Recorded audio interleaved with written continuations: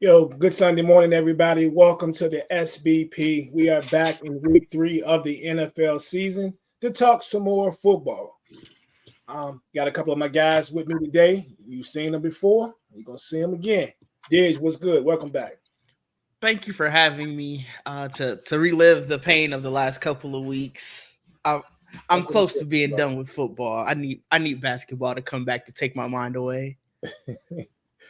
Well, you don't got long. You don't have long. If you scan social media. So we got about probably about a month away now from the NBA. Yeah, WNBA playoff starts today, so that's also going to be a great way to take my mind off of it. But I have a more vested rooting interest in the NBA because we don't have a local team. So I hear that. Oh, I know about that. Also, go ahead, brother. Trust me, I do. Same.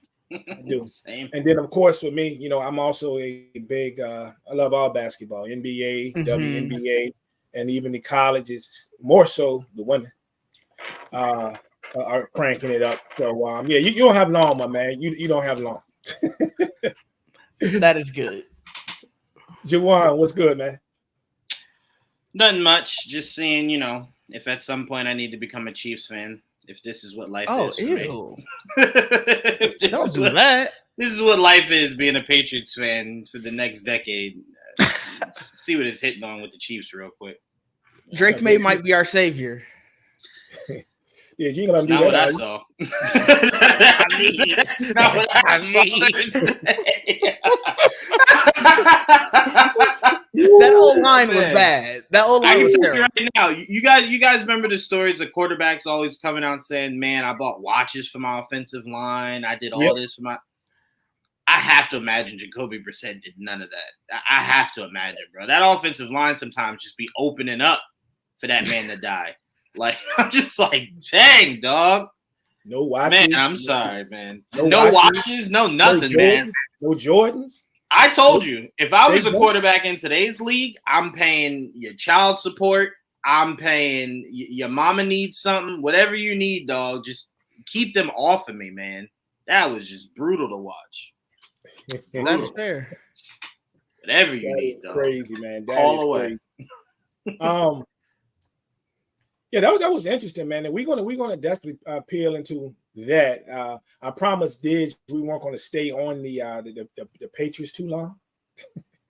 So I'm gonna keep my promise now. However long y'all decide to talk about it, because I do have a question about them once we recap that game.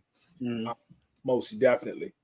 But what I wanted to start with today is something we chatted about. I know a couple of times, very briefly. I know there was a comment or two made in one of our private messages, I think, with Didge and them.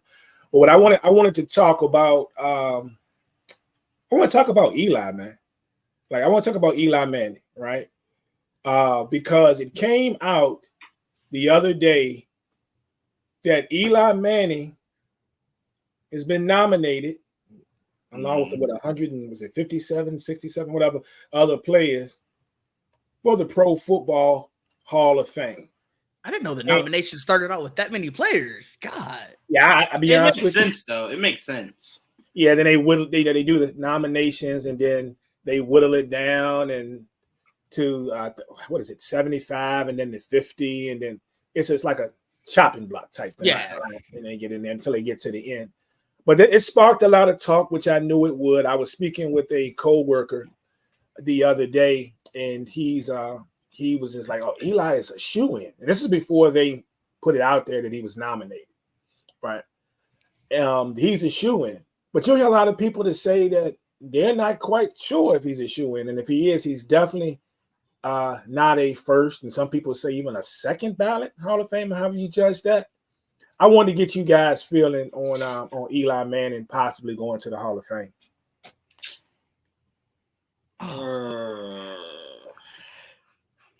He's easily a shoo-in. As painful as it is for me to say it, he's easily a shoo-in. He's the first ballot. Prime, this is going to hurt for you because this is the first player who I always have to use as a comparison. But let's look up Troy Aikman's numbers. I have them ready to go because that's always who I use as my comparison. And not to say that Troy Aikman was not a great quarterback, because obviously he was. Right. But everybody always loves to give out Eli's numbers and say like that's not Hall of Fame numbers. Right. So Troy Aikman throughout his career threw 32,000 yards, 165 touchdowns to 141 interceptions. Mm-hmm. Hall of Famer. No, most people aren't arguing that. Obviously, it's off the weight probably of those 3 Super Bowls, but that's a Hall of Fame career. Eli Manning did 57,000 yards, 366 touchdowns to 244 interceptions. So that ratio is probably very similar, but those numbers are obviously way higher, and he also has 2 rings. That's a Hall of Fame career. I think Eli is just in the shadow of Peyton so much that people are just like, well, he didn't do Peyton numbers. And it's like, well, a lot of people didn't. And a lot of people are still in the Hall of Fame. Right. I'm really upset that I had to argue for Eli this hard because he shouldn't have those 2 rings. But it's just like, what are we doing here? Yeah. No. It's funny that you use the Troy Aikman thing, man, because and I agree with you. And I haven't really thought about it like that. Because Troy Aikman, when you go back in his career, I mean, how many seasons did Troy even throw 20 touchdowns? Like 20, you see what I'm saying? Right. You know, but the comparison is even deeper for me because the one thing I argue when it comes to Troy Aikman is when Troy Aikman late in the season and when he got to the playoffs and definitely in the Super Bowls, he had some of the most timeliest throws in the biggest moments on the third and longs. You see what I'm saying? Certain thing that they had to have that I've ever seen in my life watching football. And you can definitely say that about Eli Manning. We've seen the timely throws, all the receivers he had, the Manninghams, and what's the kid's name? They caught the helmet catch that was out we of the don't league. speak of him. No. Yeah, I know, that but guy. I'm just saying that guy. That person, yes. Yeah, I will be honest, I honestly forgot his name. I know his name because if Death Note was ever real, he'd be the first name in my book. So I know his name. It's David Tyree. That's right. Yeah, I honestly had forgot it. I'll never forget it. But no, even to your point, I only bring up stats is because that's always the reason that people love to say a player shouldn't be there. Like it's never about their impact on the game. It's never about how they led their team in certain situations. It's always, well, these stats don't match up to whatever check mark that I'm saying is a Hall of Fame career. And it's like, well, then let's look at this player who doesn't match up to that, but you're saying that they're a Hall of Famer. Right. That's what I was gonna say. That's where Didge taught me, because I remember we were talking. Me and Didge were going back and forth about Stafford, and my criteria I always thought for the Hall of Fame was I always thought if you're a Hall of Famer at some point of your career, you had to be considered the best at one of the best at your position. Bingo. Right. And I never saw Stafford as that. I never saw Eli Manning as that. Right. But then if Didge is going, well, then what about the numbers and the fact that he won 2 chips and he was instrumental in those 2 runs for winning those 2 chips? Those things matter. It's why when Stafford got his ring, that was the validation. That was all he needed. Stafford could retire today and people would make an argument he should be a Hall of Famer. Right. So I think once you look at it like that, it's like, well, then why can't Eli be in there? Right? If that doesn't matter, of being the best at your position doesn't matter, and it's just numbers and your ability to win a ring, there's no argument to be had. There's no reason why Eli can't make it. But for me, we went over this a lot. That will always bug me, is that you could be a Hall of Famer and you were never top 5 in your position. I think that's wild. I think it's wild. There are a lot of people who are in the Hall of Fame. I know. That's what you were telling me. That's why I said, okay, well, then I have no argument then. But now look, that is something that personal Hall of Fames. Hell no, Eli would not make my personal Hall of Fame, and that's just petty. That's just petty. Well, you know what? Can I ask you this, Didge? Can I ask you this? Because I think Prime would agree with me. Can I ask you this? Would it be wrong if I said, if you were never top 5 in your position, you shouldn't be a first ballot Hall of Famer? You could be a Hall of Famer, just not a first ballot Hall of Famer. Because then I think it starts to muddy the water. Because then how do you separate Eli being first ballot and Peyton being first ballot? It then doesn't become special that Peyton is first ballot if Eli can be first ballot, because they're not comparable. I also think we're putting too much too much credence on being first ballot. A lot of people have really, really great careers, and because it's not like I also this guy in the comment. I'm not sure. No one's arguing that Eli here shouldn't be a Hall of Famer. All of us were in agreement of this. No, right? Yeah, But like I said, I think people are putting because there's an arbitrary time once you retire, you have to wait to become a Hall of Famer. First ballot doesn't really mean much to me. It's just like, okay, cool. You retired and you retired quick enough. Like, that's really what it is. Like, if it was, okay, you had such a good career, we're putting you in the day after you retire, then I can understand, like, okay, there needs to be some type of credence to how good was your career before it. But if it's, I think it's what, 5-10 years or whatever. I know it's like 5 or 7, right? 5. It is 5. Okay. Mm-hmm. So it's just like, okay, if Eli would have retired last year and Brady retired the year before, and Eli was a second ballot, they're getting it at the same time just because Brady retired a year after when Eli retired. So it's not the timing of it just doesn't mean much to me anymore. Look, I have no argument. That's why I said I didn't say that to try to get Eli out. It was just, to me, people make such a big deal. You know what it really is, Ditch? It came down to when the world made a big deal when SportsCenter was posing around the question of, should Julian Edelman be a Hall of Famer, right? And everyone was just like, hell no. Julian Edelman? No. What? And I remember I just took a step back and I'm just like, well, wait, hold on. Well, why not? And then they went into no Pro Bowls. You know, he was never a top 5, top 10 receiver. It was the yards during the regular season. They didn't care about the postseason. They didn't care about the Super Bowls. They didn't care about any of that. So I'm like, to me, it was just like, I don't really know where they gauge it. I've always viewed the Hall of Fame as a popularity contest, right? And I realized that the moment Skip was just like, I don't like T.O., so I didn't vote for him. And it's just like, you can do that? you can just say I don't like the guy?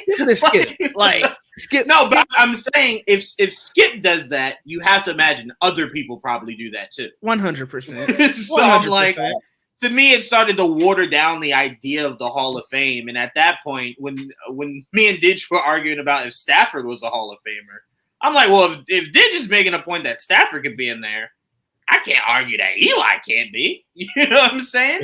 True. So I'm like, at this point, yeah, by all means, that man's in there. So, no, Eli is definitely a Hall of Famer, but I could see someone on the outside looking in that just kind of goes, outside those 2 seasons, what has Eli ever really done, right? But he has the yards. He has the touchdowns. It's not like the man was a scrub every year. His teams just weren't really good, right? I mean, he helped with that. Also, I want to correct that last comment. T.O. is in the Hall of Fame now. It took him 3 years, which is ridiculous, but he's in. Yeah. I think Chad's not in. I think that's the crazy part. He wasn't in. Yeah, I don't think Chad's in. Because remember, I think Chad did that whole thing. Wait, was it Chad or T.O. that did the whole thing of making the fake jacket for himself? Well, T.O., I'm trying to remember. Didn't Chad make the fake jacket? I know T.O. had his own ceremony, and he did his own ceremony. Yeah, because he didn't show up. It's my cousin. I think I may or may not have told you about my cousin, but she kind of dabbles in like sports law and all this stuff. Oh, nice. She is. She's from here, but she lives in Cali now. But she knows everybody. Her and T.O., her and Des Brown, everybody, they're just like this. Every time there's an event, or for kids or celebrity basketball games, she's got them. But she did get to attend that ceremony, that private ceremony that T.O. had away from everybody. But I think it was, but didn't the comment section saying it was Chad? Yeah, because I remember Chad saying that he validated himself. He didn't need their validation, so he did his own jacket. Because I remember, I think Skip was saying, you're hurting yourself from getting in there by essentially throwing it in the voter's face. Like, don't do that. And Chad was just like, I validated myself. I'm fine. If y'all don't ever put me in there, whatever, I'm good. So I I remember that, but I wasn't sure if maybe afterwards they put him in or not. So that's why I forgot. I remember Don, what the up, T.O. brother? one.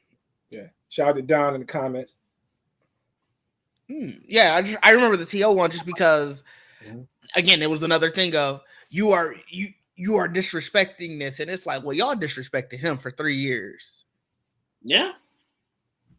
Oh yeah, Chad definitely deserves it. And that's why I was shocked that he wasn't. I thought maybe he got in by now. Like I knew there was a whole thing prior, but the fact that he still isn't is crazy. Yeah, I think it's the politics of it. I think that rubbed a lot of voters the wrong way, and they're just not going to get him in. It was a touchdown celebration when he did that. Okay. Taking him 3 years to get there is crazy. It is, yeah. for sure. Well, yeah, Well, we know that was more than just about football. So, well, hold on. Who's the third or fourth best wideout ever? Chad? No, he's talking about T.O. Yeah, you're talking about T.O. T.O. ain't 3. T.O. ain't 4. T.O. got to be 2. Well, that's got to be 2. That would be another argument for me because hold on now. T.O. got to be 2. I love T.O., but you're gonna have a hard time convincing me that it is an open and shut case that he was definitely better than Randy Moss. Oh, no. And look, I will always have a soft spot in my heart for Randy Moss.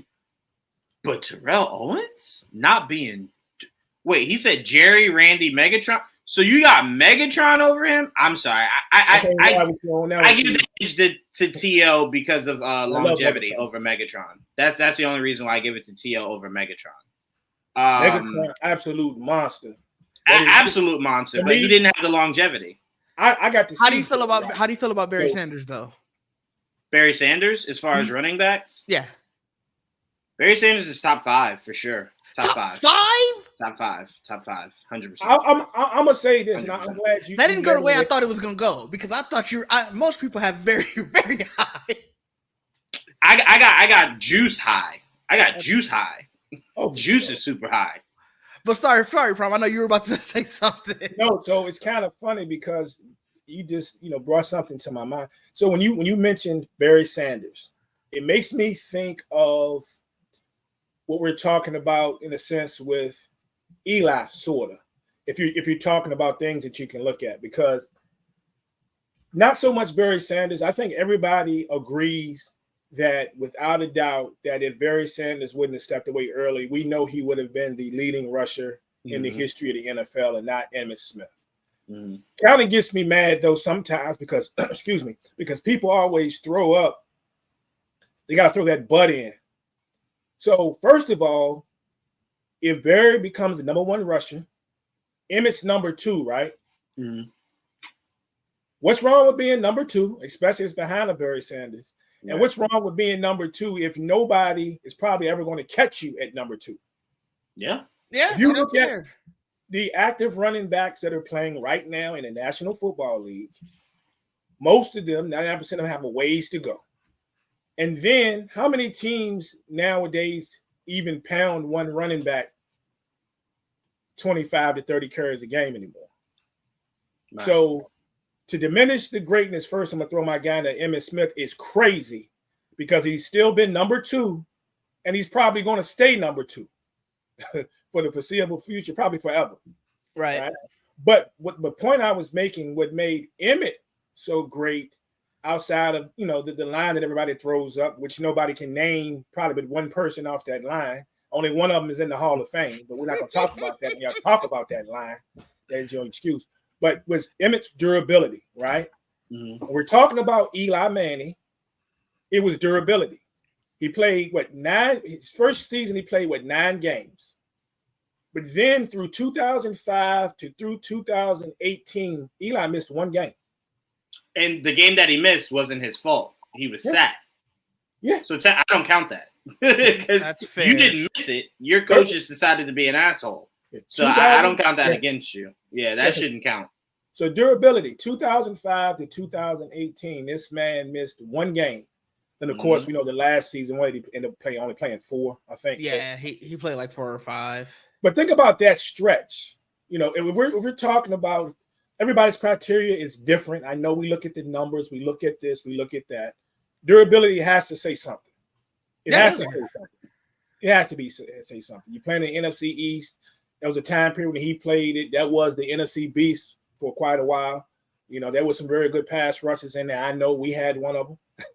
You know what I'm saying? So, yeah. So if you want to put another, another chip in there for Eli Manning, it has to be that. But this is the one thing that I do get though, because Juwan brought up the great point about was he ever considered one of the best quarterbacks during his tenure? And I think we would all agree, no.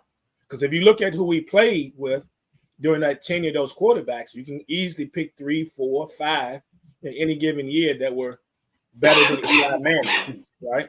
Right. You know, and he never led in anything. The only thing he ever led in, which would be a negative stat, would be the fact that I think it was 3 seasons I think he led the league in interceptions, I think. It was like he had like 3 years during his career.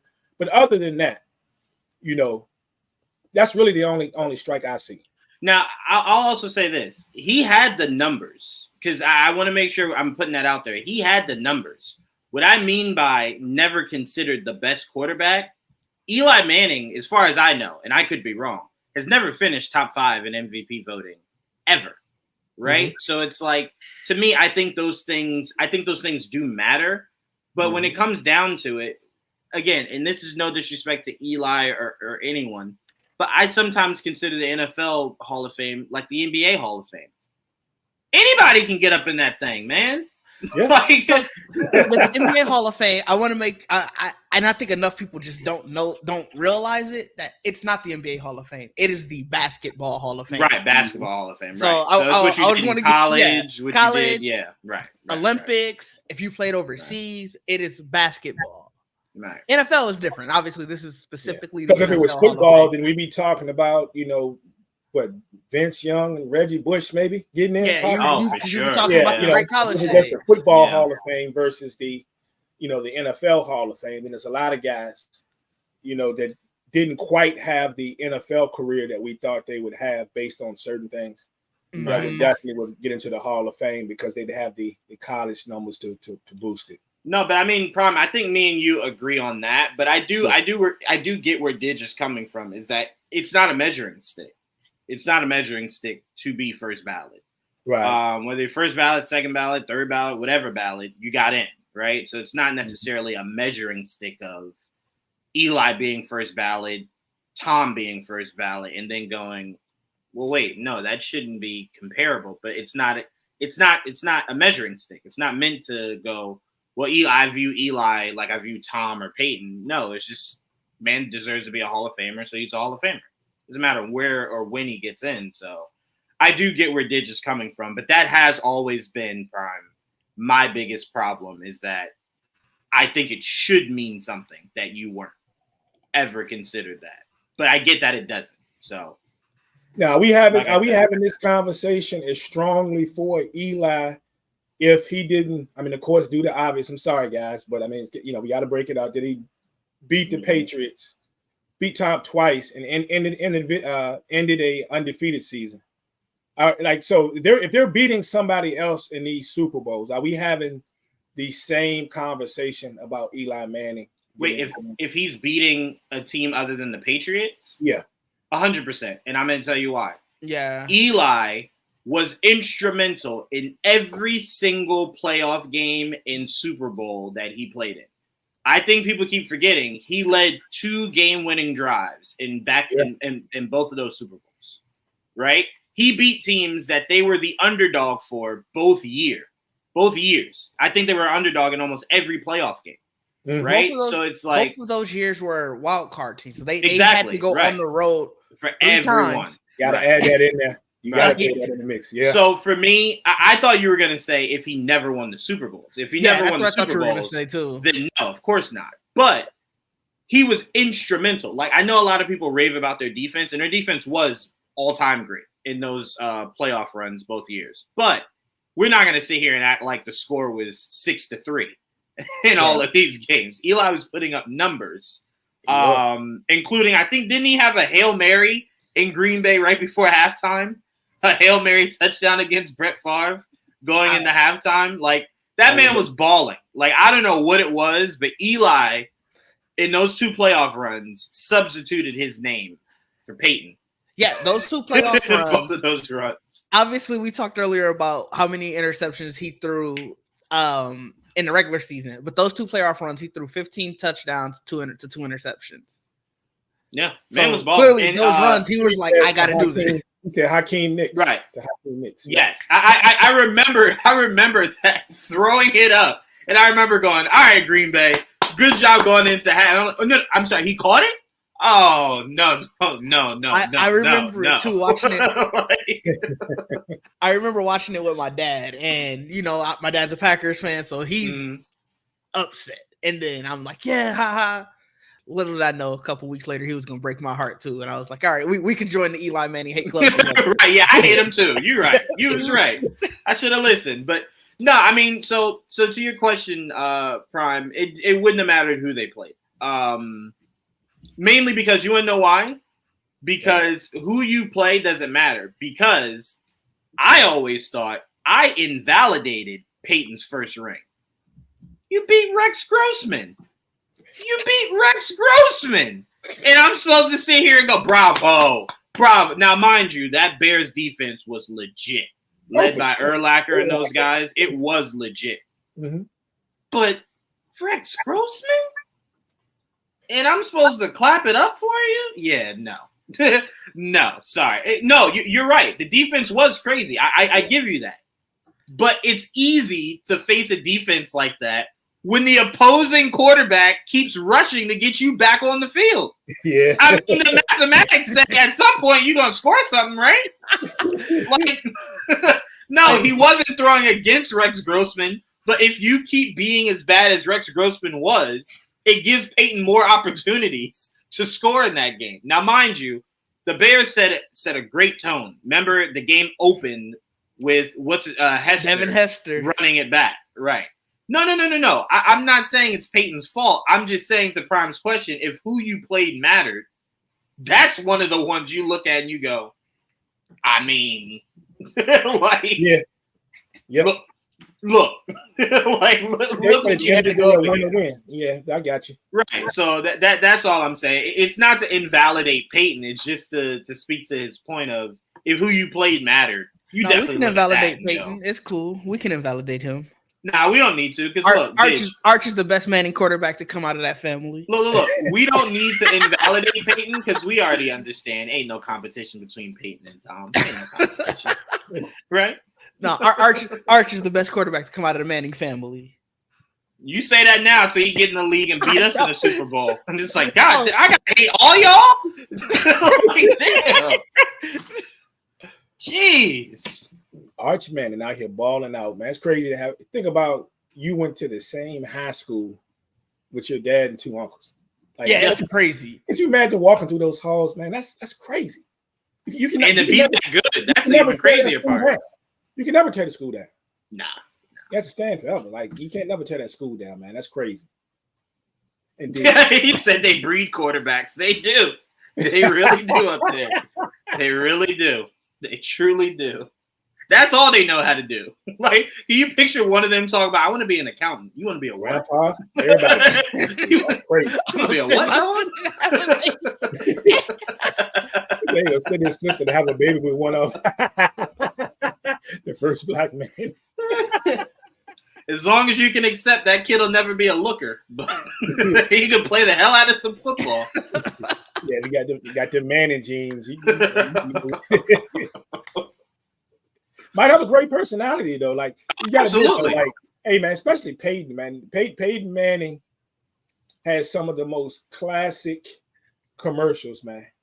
You know what I'm saying? Like some of the craziest, the funny, the most wittiest. The my favorite is still the cut that meat joint. That was classic. But you got it. I always give Peyton credit for his time at SNL. That one skit of him teaching the kids how to play football. Oh yeah, bruh. I'm like, Peyton's got it, bro. Peyton's definitely got it. Yeah, they are very corny, but they play into it. They play into it. His new commercial, the Peyton Manning? That one, it's so corny, but I laugh every time. I mean, even the one they just did for the NFL, the Broadway thing where they want to do Broadway. Oh and yeah, they were singing and whatnot. Like that was the worst thing ever. But like, it's Peyton and Eli. You kind of just accept it. It's cool. It's whatever. So other first year nominees, of course, Beast Mode. Beast Mode's his first year nominee. That's an interesting discussion to have. he retired that soon ago. Jesus. I remember that because he retired a Raider, didn't he? Was that his last squad? When the Raiders? I swear I think it was. I thought he went back to the Seahawks for a year. Oh, did he? Oh, I might have forgotten that. Because I would have never thought he would have went back to what's his name? Pete Carroll. Pete Carroll. Yeah, he went back in 2019. Granted, he played a game. That's it. So that's why you don't remember it. Then there you go. There you go. There you go. Of course, a surefire Hall of Famer, Terrell Suggs. Suggs is good. Sure. Hated him, but for sure. Yeah. A name that you guys know very well that's definitely is going to get in. Vinatieri. Oh yeah, I mean, yeah, 100%. Yeah. His son is kicking now. I just saw that on. So is I don't remember which of the Grammatica brothers, but they had one of the Grammatica brothers. Yeah. Their son is kicking, and so is Jay Feely's son. They're all in college right now. Because I was like, I feel so old. Yeah, a little bit. I get that a little bit. The last name, which we don't have to get deep into because I have a lot of feeling about this, but Tony Romo. So, which is probably not going to happen. Jerry going to put it up there. But, I can tell you this. I can tell you the one thing that'll go really well for Tony. He's very likable. He's very likable, man. Hey, they can make it work numbers wise. Hey, his numbers was good. Oh, yeah. His numbers was good. It was good. Put him up in there. Put him up in there. Maybe broadcast Hall of Fame one day. No. He won't be first ballot, Didge, but I don't see them keeping Tony out. Jerry's gonna put him in the Ring of Honor. I think will he be the only person up there without a ring? I'm trying to remember. But Jerry's gonna put him in the Ring of Honor. No. We can't do that. He's a loser, a bunch of yards, but that's it. No. We're not gonna do that. We're not gonna do that. Because the yards do matter. Yards matter. Yeah. They matter. You can pull up a whole lot of quarterbacks that have made it in. Just saying. Yards matter. You know what I'm just saying. I mean, yeah, you could easily pull. I mean, Dan Marino is the biggest of like a ring don't mean you got to go in. Yeah. Dan Fouts, Dan Marino. I mean, there's plenty more. Wait, what was the isn't Jim Kelly in there? Yeah, Jim Kelly's in. I guess they're gonna give him props. Didn't Jim Kelly go to like 8 Super Bowls and lose them all? Got waxed. Yeah, I'm like, what are we talking about right now? I mean, we love to see that though. Yeah. Yeah. God bless. We hope Josh Allen has the same success. But I'm just saying, I know it's a fun thing to do to look at Romo's career and just go, haha. But we just made a whole case about Eli getting it, and I know the difference is the rings. I know. But I kind of like in Romo, and a lot of people will be too young to really get this because they didn't see it or were very young. But I kind of like in Romo's case to if, and it only can be a if John Elway hadn't won those 2 Super Bowls, which people got quick to throw up. Well, he didn't win them until he got a running game. But Tony, people like to bring up with Tony Romo about the 8 now whatever the bunch of Pro Bowlers, the one season and all that. And he had this and he had that. And my argument has always been, I never said that he didn't have good players. But as far as a complete team, you can look it up. I think you looked it up one time before. A lot of those teams that Romo was on, that we talk about him either winning a potential game-winning drive or bringing them back only for the defense not to be able to stop anybody. They were tons of years that he played with them, but they were in the bottom third of being worse in the league of getting teams off the field on third down. And teams would just go down, give you a 3rd and 15, where it gets a sack, it's a 3rd and 15, and they get 16, 17 yards. So John Elway was similar. John Elway, granted, he went to multiple Super Bowls, but John Elway, to be honest, he had good players. He'd have a guy by the name of Carl Mecklenburg, or Dennis Smith. But offensively, people know the Elway name, but they couldn't tell you who, in a lot of those cases, who the receivers are he had, or the running back. He carried those teams a lot on his back. Whatever record they had at the end of those years, whether it was 9 wins, 10 wins, or whatever it was, if it was a trip to the Super Bowl where they'd eventually get smoked by a better team like Washington or somebody, he was the reason they got to where they were. I say the same thing about Tony Romo. Even in those 8-8 seasons or those 9-win seasons or whatever, those 8-win seasons are probably 4-win seasons if he's not the quarterback. You see what I'm saying? That's fair. So, I'm completely with you. We can't have it both ways. We can't have it to where we're saying you need the postseason success to be validated for the Hall of Fame. But then I 2-4 in the playoffs. Yeah, I was gonna say he got out of the first round. He's 2-4. I think 2-4. I believe in the playoffs. He got out of there twice. Yeah. See, this is they were his last 2 times, but this is the stigma with Romo. Is a lot of people don't really know the numbers. You see what I'm saying? They know that he didn't win, and they had some interceptions and things of that nature. But when you get down to the heart of certain numbers, what people think they know, they don't know. I'm just saying, he was saying that you do need the postseason success. I'm just saying you can't have it both ways. Because when I was here trying to make the claim for Julian Edelman to be considered for Hall of Fame, I was told, but you don't have the regular season stats. And I'm like, well, what's more important, the regular season stats or the postseason stats? Right. Because some would say both. But then again, I would say there's a lot of people that don't have postseason success that are in the Hall of Fame. So to me, the question is, what matters? What matters? Because Julian Edelman, I think, is number 2 to Jerry Rice. And I think it's yards in the postseason. Okay. So I'm like, that man's a monster in the postseason. But no one cared about it because they said, well, you didn't do anything in the regular season. And it's like, okay, well, then I get that. But then what's more important? True. That's all I'm asking. Both matter to me when it comes to a borderline player. Is Tony Romo a borderline player? Nah, Tony Romo's a good player, man. He was a really good player. I don't think he's borderline Hall of Famer. Yeah. Oh, well, if see, that's where it gets funny. If you think he's a borderline Hall of Famer, it means you think he has a chance at the Hall of Fame. You just think he needed a little bit more to fully get there. So you're not even saying that you don't think he should be eligible for it. You're just saying maybe he shouldn't get in. We're saying if he's good enough to be eligible, he should be good enough to be a Hall of Famer. Because if you could think about it, then that's a good sign. I'm sorry, Ditch. I'm going to disagree with this point. Because no, I was wrong. I misread it. He was saying that Julian Edelman was borderline. Julian Edelman's my guy. He's great, did a lot for us. He's a Hall of Famer.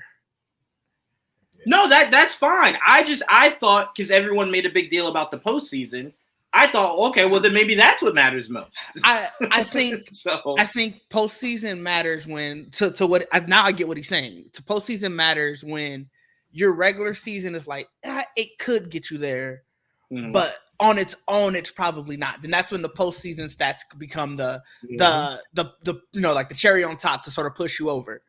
I don't think Julian Edelman's his regular season numbers are just that good. Like no, they were horrible. Even the years where he had his good point, like his good seasons, right? He was still right around 1,000 to 1,100 yards, and you did that 3 times in your career. And I think you played 12 years? Yeah, maybe a little less than that. But so it's like, also on the flip side of that, 6 of those, like I said, let's say 12, I don't know the number specifically, he was under 750 yards. Right. You can't be Hall of Famer when almost half of your seasons are under 750 yards. He's my guy. He did a lot for us. Yeah, I completely get it. But that's why I said I thought people were putting more precedence on postseason. You need the postseason success. And that's why I think you need the regular season to sort of get you, let's say 90-95% of the way there. And then if it's like, I don't know if you're for sure there, then that's when like the postseason comes to push you over the jump. No, I'm not making a case against him. I'm saying I thought the measuring stick was postseason success. But everyone keeps saying you need both. So if you need both, then I get him not being in there. But I'm saying a player like Tony Romo, you know who I view Tony Romo as, and I know people are going to say this is sacrilegious. I do view him the same exact way I view is it Andre Johnson? Andre Johnson, right? From Texans. Yeah. I view them the same way. Never had postseason success. Not his fault. But the man has the numbers. He should be a Hall of Famer. I view Tony Romo the same way. I view Tony Romo as he has the numbers. I don't know if he has the numbers. What? Andre Johnson doesn't have the numbers? No, Tony Romo. I was just looking at him. I don't know if those are. I don't know. Tony Romo doesn't have comparable numbers to Eli Manning? No. He has really? 20,000. He has 20,000 less yards, like 200 less touchdowns. Yeah. Oh, he did get injured a lot. That is true. that might go to that. So then, who does he have numbers comparable to that didn't win a Super Bowl?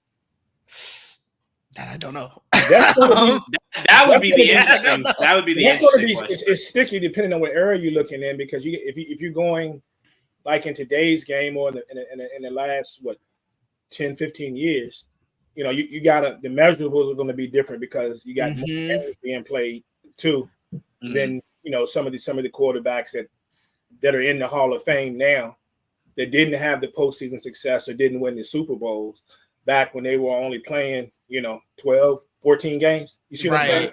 Yeah. Yeah. By the way, I push back on that comment. I don't like that comment anytime it's used in football or basketball, a player being a prisoner of a team. I think people keep forgetting they re-upped to remain on said team. When they could have left, went anywhere, it had more numbers, more success, rings, all that. They chose to stay there and be a homer. Calvin Johnson chose to be a Lion, right? At some point, he could have left the Lions, demanded a trade, any of those things. Same thing for Andre Johnson. They chose to stay there. So I'm not going to sit here and play the violin for guys that were quote unquote prisoners that chose to stay. And they got him the gold jacket. Yeah, he got in. Yeah. So, but I'm just saying, a prisoner of being a Texan is wild. Like, you chose to stay there. That's all I'm saying. No. But the Texans did go to the playoffs.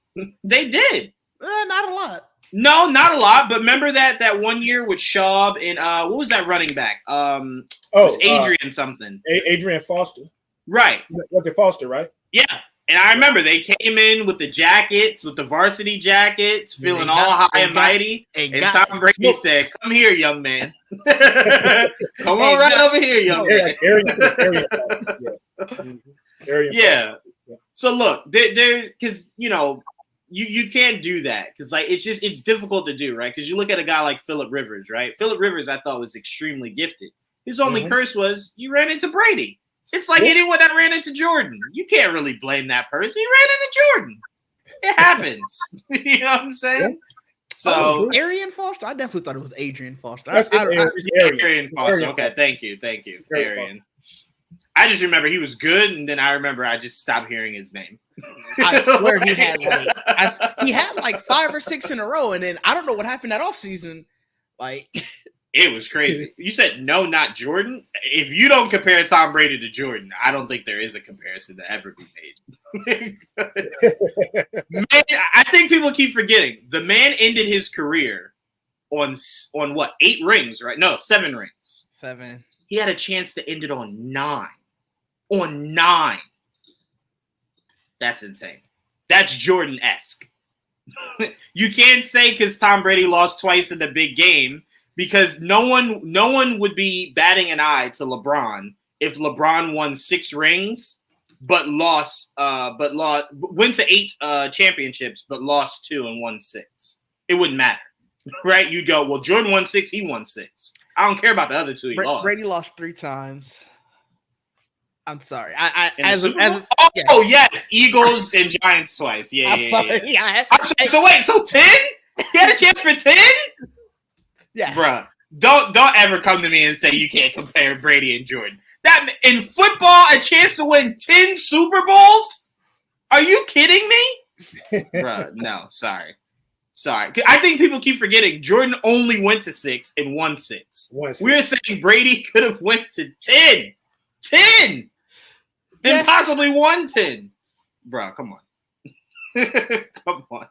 That Jordan undefeated thing, you guys have gassed up way too much. Way too much. Because then you guys very politely forget the times he lost in the playoffs to not get to the finals. I love how y'all ignore that fact.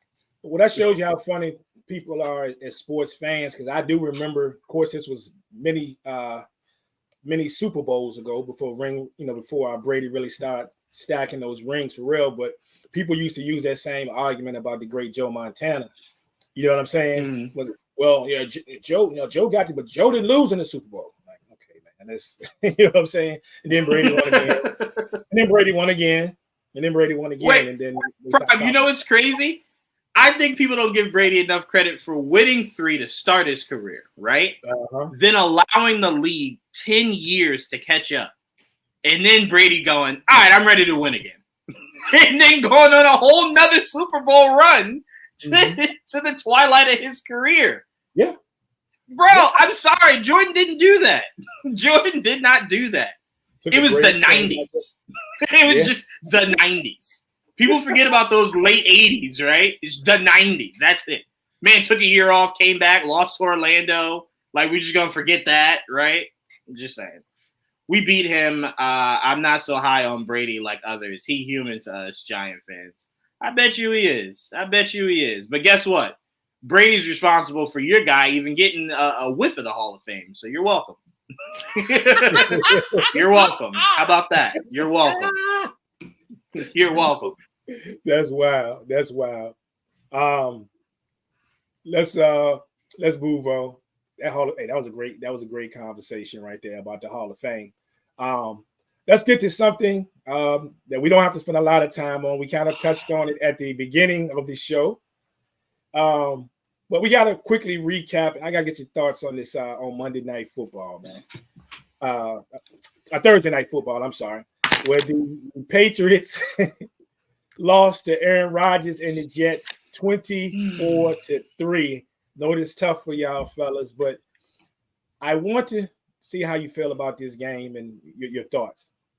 I actually feel great, to be honest with you. I thought it was a great defensive game. I really do think we give Aaron Rodgers a lot more credit than we should for that game. That defense was forced to be on that field a lot. So when your offense gets like 6 4-and-outs in a row, it tires your defense out enough that they make mistakes. They leave players wide open, right? It happens, right? That's not out of the realm of possibility, right? So for me, I think people shouldn't look at New England for just the score, right? They should actually watch the games, because that Seattle game was very well played. Problem was the offensive line is so bad, Jacoby Brissett couldn't even look at the there was so many, you can speak to this, so many receivers wide open that Jacoby just didn't have enough time to get the ball to. He would blink, and I'm on the ground already. No, this is not a moral victory. I'm saying for a team that's rebuilding, a game like that against a guy that's supposed to be, one of the best in the league this year, and he's supposed to be this huge threat. This team that's rebuilding held their own for a lot of this game. Defensively did, is what I'm saying. Defensively. I think we're forgetting this game was only 21 or 24. He only had 24 points. 24. For a game that people try to exaggerate that was that bad, they should have had like 50. You know what I'm saying? So I'm saying there were pieces of the Seattle loss and pieces of this Jet loss that I'm like, we could build something from it, right? I don't look at this loss and go, man, we're about to have a horrible season. I look at it and I go, just get an offensive line. Get some players from defense to be your offensive line, maybe. Maybe that'll help. I don't know. But I can see ways that we can build from this. It just get better as the year goes on. But yeah, it was not easy to sit through Thursday night. It was not. I was very glad I was podcasting as opposed to just watching that game. I don't like when Jawan's the optimistic one and I'm the pessimistic one. That lets you know how bad things are. Scott Peters, who is our offensive line coach, he needs to be gone today. I don't need this man. He shouldn't have been back in New England. He shouldn't have. He shouldn't have came back. And you don't.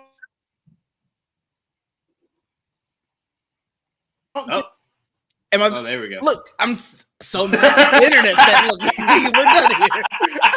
7 sacks is insane. Like, I don't know why they put Drake. I get Jacoby was getting beat up, and he might have needed to sit. I think it was like an injury. I can't even remember why they put Drake in, but it was stupid. They put Drake in only because at that point Jacoby had been taking such a beating. He was playing for nothing. So get your rookie beat up for a little bit. I mean, let him get a couple of hits. What are we doing? That offensive line is insane.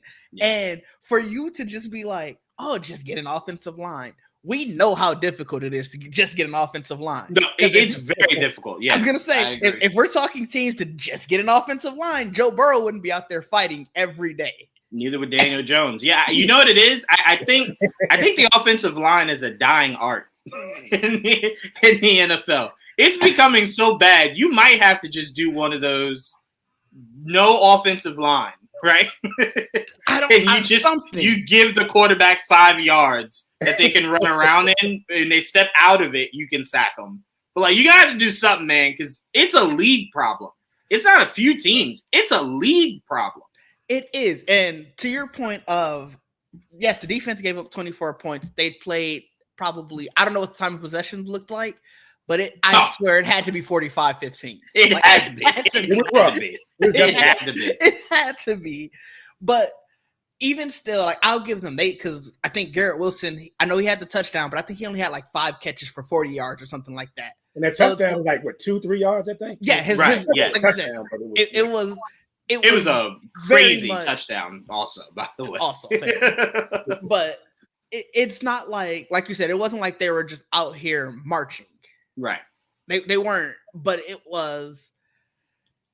we just get an offensive line to be like, well, we could probably, I don't know if this defense can keep this offense in many games playing like this. Right. Like that offensive line, like you said, Jacoby Brissett running for his life. Then we throw in Drake May to get beat up a little bit. If we consistently do that, this is not going to be a fun year. Well, no, go ahead. I'm sorry. No, that's pretty much it. I mean, I'm sort of like, where do we go from here? Because like you said, it is a league-wide problem. That offensive line play is kind of crazy.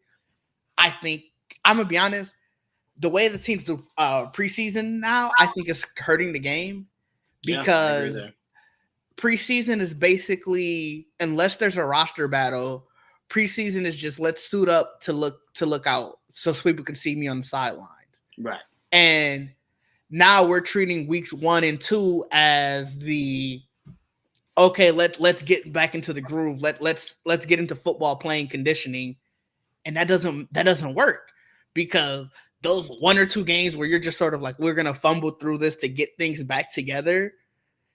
You lose those 2 games, it could be over. I mean, look where Los Angeles is right now. Like the Rams, I think they're 0-2, and that was a team that people were like, yo, they might go to the playoffs. They look really good. Yeah. But because they didn't, I don't think that they played a lot during the preseason. I remember watching their game and somebody was saying that I think Stafford might have played like a series. Mm-hmm. So it's like at that point, well, how are you in football playing shape? And if you gave up 2 games and one of them was a division game, now you are back against the wall in September. We got to get all the way to December, bro. Right. Yeah. No, I completely agree with you that you're wasting preseason. Preseason should be treated like regular season because you have so few games. You don't have much time. And again, let's just say a team like New England, one of your losses is a divisional loss. Yeah. Like, you know what I'm saying? Like, that matters. You know what I'm saying? Losing to the Seahawks, you brush it off, you go back. Losing to the Jets, that hurts for so many reasons, right? So I completely agree with you. I also do believe this year's Pro Bowl Prime, I'm going to pay close attention to. Because when they name offensive linemen to the Pro Bowl, I'm going to go, okay, you're lying. No, you're lying because I've seen that team play. And that quarterback on the left side was sacked 30 times in one game. Ain't no way. If a they're going to hand out for offensive line. If a Patriot lineman even sniff get into the Pro Bowl, I will march. What they play in Orlando now? I will fly out to Orlando and be like, "Hey, you got to come with me. We going back to New England." Right? You can't go. You can't make the trip, dog. You're just going to go out there and ask to be throw a frisbee or something because are they even going to have a Pro Bowl? It's like skills competitions now. So that is also true. But your left tackle out there and the frisbee throw. I mean. Right. You know, so. No, but I mean to the question, Prime, it's devastating. It's horrible, right? But I don't think Gerard Mayo is doing a bad job. I do think no, I'll give you that. I think the offensive coordinator, he pissed me off when he said the other day, he's like, maybe we should have ran it a little bit more before we started doing play action. It's just like, I'm sorry. What? I know a 10-year-old that played Madden that knows that. What are you talking about, dog? Of course you should have ran it more before you started to try to throw it. You don't have an offensive line. Stop trying to drop back 30, 50 times. What are you doing? Before we get off this, I want to go back to this comment. Aaron Rodgers is stunting Wilson's growth. I'm just curious about that. I have no idea. I'm curious why you feel that way. Yeah, because I saw a comment. I think I was on Twitter during the game. I'm going through my phone, and they had somebody was talking about said something similar. Mm-hmm. Yeah, and I'm like, really? Like, where's this thought coming from? Like, that's what I'm saying. Like, I can't say it's wrong or right. I'm just like, yeah. I didn't know people felt that way. That's crazy. I will say, if you want to base it off that New England game, I could understand it. Christian Gonzalez makes a lot of people seem like their growth is stunted. Yeah. So if that's what you're basing it on, I get it. No, that's fair. But it's working. Hold on, time out. Hold on. Lazard, there's a connection there, so I get that. Yeah. And are we gonna act like Breece Hall is a third running back, or is Breece Hall not your workhorse? Don't you want to continue to feed the ball to Breece Hall? I can understand that statement though of when Garrett Wilson was what, 9th pick, 10th pick, so that's a very high pick of. You were expected to come in and be the man. But we 2 games in though. Like we got fair. I get what he's saying, but we got to be very careful because I remember after week 1 the comments about Marvin Harrison Jr. and he was already a bust after week 1. And now we doing this and now we doing that, and there's dissension in the locker room. You know, Kyler Murray talking about it's not my job, and then last week happens. Yeah. So well, again, if you're basing it off of that, again, like you said, we're only 2-3 weeks in, right? Yep. I get that you're saying maybe the first 2 weeks is just a slow start. Yeah. But I do want to remind you, Gonzalez had that man in prison all of that game. And the one touchdown he got was one of those God-gifted catches. Like, you know what I'm saying? So I'm like, I don't know how much I could judge that game. But if you're talking the other 2 games, again, they won them, right? Aren't they 2-1? Yeah, they're 2-1. What's interesting though is I just looked it up. Wilson has their most targets. Oh, see, there you go. Does, but the crazy thing is, it does feel like he targets Lazard way more. I was shocked because these numbers. No, I get it. I get it. We've seen what that connection has been already this season, and it's been a great connection. Like, but so I get it. Well, all we're seeing Lazard with the big catch or the touchdown, right? So I get it. I get it. But if you really go into the numbers and look at it, like, as you said, Wilson has the most targets, right? So, yeah, Lazard's obvious. No, actually, Breece Hall is second. Lazard is third. Okay. But I mean, Breece Hall to Wilson is very close, and then Lazard is not that far off of there. So I can understand to what this point is. He's supposed to be like one of the best receivers in the game, and this offense as a whole, like 200 yards a game, is crazy for an Aaron Rodgers led offense. So I think that's also the issue is this offense doesn't seem like it's humming as you would expect an Aaron Rodgers offense to be. Right. Yeah. So you can look at this offense and go, it's not a good offense. It's winning because Aaron Rodgers is your quarterback. But that's why you have to have faith in that it can get better. You have Aaron Rodgers as your quarterback. So for me, I don't think it's anything to worry about. I think as the games go, you'll have those games where I always say this: if you feel like your receiver is not doing well in the game, that's a you problem. Because everyone knows the easiest way in football to get a receiver going is to move him. Constantly move your receiver, whether it's in the X or the Y, whatever. You constantly move them, right? If you think it's a matchup problem, you move them inside. You move them inside, not outside. You get them easier yards because you might get a linebacker that picks them up. Just a whole bunch of different ways you can get him going. So for me, I'm not that concerned because they're 2-1. You said Wilson has the most targets, so it's clearly not a problem. It's just one of those things we're looking. I think what you're saying is you'd expect more big games, and you're not seeing enough. I get that, but it's only 3 games in. Yeah, and so I think their next. Oh, did we lose Didge? that man froze mid thought. 4 games. You guys say it again, Didge. Would you say? Oh yeah, I don't know what happened to my internet this morning, but their next 4 games will probably be the ones that'll sort of give you the idea because they play Denver. That's not really going to count. That's just sort of like pre get ready for these. But we got to be careful who's going to be guarding him too. Like Oh crap! No, they got Surtain. Yeah, but again, that doesn't matter. You just move your receiver around. You got to move your receiver around. He moves though. I was gonna say he's no. Most of these DBs move, but that's where you get creative. You got to get creative. That's where you just got to get. Or look, if you want to make the point that Surtain is that dude, no argument from me. Guess what? If you feel that strongly about Wilson, you throw it up. You trust your guy to get it over Surtain. I like I said, I think the next 4 games because Minnesota's defense is surprisingly good this year. Yes, really good. Yes. So they got Denver, Minnesota, Buffalo, Pittsburgh. Those are Don't sleep on Pittsburgh. No, that's what I'm saying. Like Denver, I forgot Surtain. Even though Denver's defense as a whole isn't that great, Surtain is out there. So those four. I only say surprisingly this year because it felt like they lost a lot. Minnesota's defense is usually solid, but it felt like they lost a lot, especially on that front end. And they're playing really well. I thought they were going to take a step back, but they didn't. And so these next 4 defenses, if that offense can get humming during those games, then I would feel a little bit better.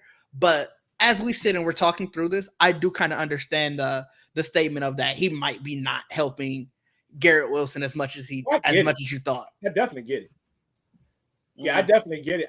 I don't think, I'm gonna be honest with you though, I don't think Aaron Rodgers is going to be that guy I think he's going to put the ball where he feels it needs to go. There's going to be some weeks it's going to be, what's the flow of the game? What's the situation? Is Lazard open? Is Breece Hall open out there in the flat? You see what I'm saying? Is it, I can't see Aaron Rodgers knowing the type of quarterback that he is just throw the ball to Garrett Wilson because it's Garrett Wilson.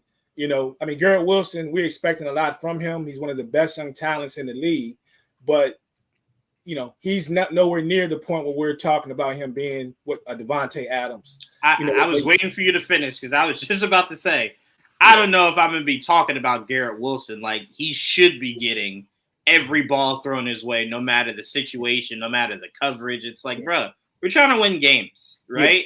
Yeah. And we're 2-1. How many games they win last year? Like, right? So it's like, look, I'm just saying. I hear y'all, but I will say Garrett Wilson should probably be talked about that way. He just hasn't had the quarterback to get him anywhere. No, which is completely fine. But I'm saying, Didge, I can't throw you the ball 90 million times at the expense of possibly losing games, right? Fair. Someone else looks like they're open, I'm going to do the check down to Breece Hall. I'm going to do the crossing route to Lazard. It's just one of those, if they're open, I'm going to throw to that. And I think Rodgers is in a point in his career. I just want to win games. I don't really care if you think you're getting touches, you think you're getting the possessions.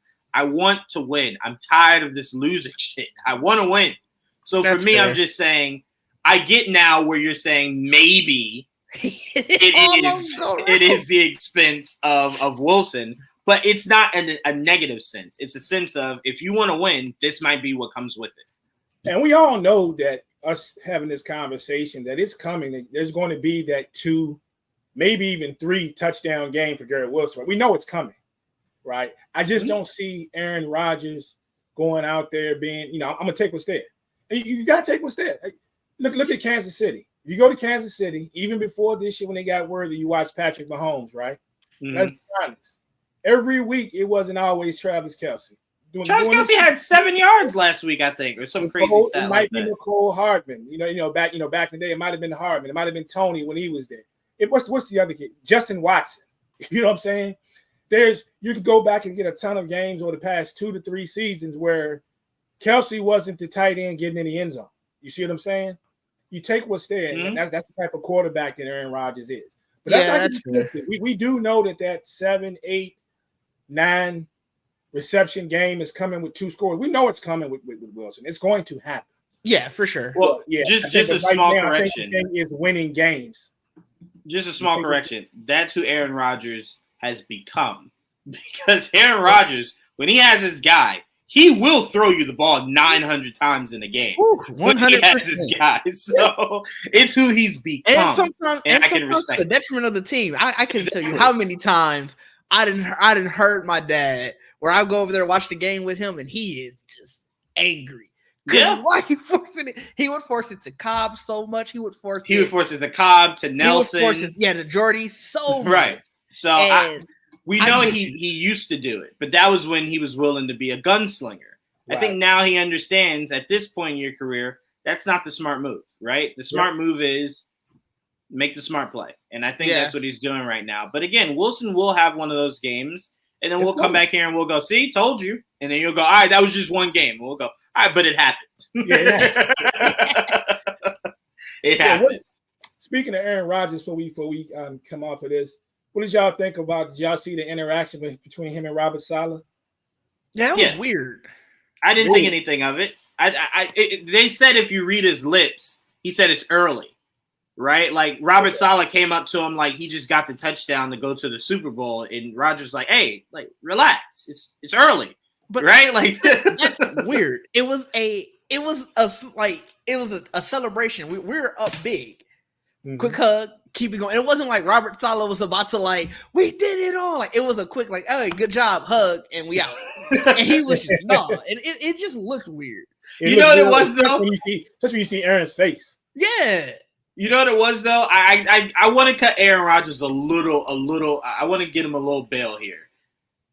I have had those moments where someone goes up to greet you, and they're coming with too much energy than you want in the moment. They're like, "Yo, what's up?" And you're like, "Pound, right? Like, relax. Like, it's too early. Relax. Like, just give me a pound. I don't need all that. Like, relax. Take it down a little bit." That's kind of what I felt like Rodgers was doing. It was like, "Hey, whoa, calm down. Give me a high five. Let's go to the sideline. Relax." 100%. He is just an asshole. God, I will never argue that. I'll never argue that. Come on, dog. Come on. But I have had those moments where it's like it's too much. Back up. Have too. I'll give you that. But it's just I saw it and I was like, all right, this is awkward. Yeah, that was crazy. Yeah. I was like, okay, all right, cool. Let's just move on. That was crazy, man. So, real quick, who did Patriots play next? You said? Oh, hopefully no one. Okay. Hopefully like 3 bye weeks. Can we do that? No, it's not 3 bye weeks. We go. Oh my god.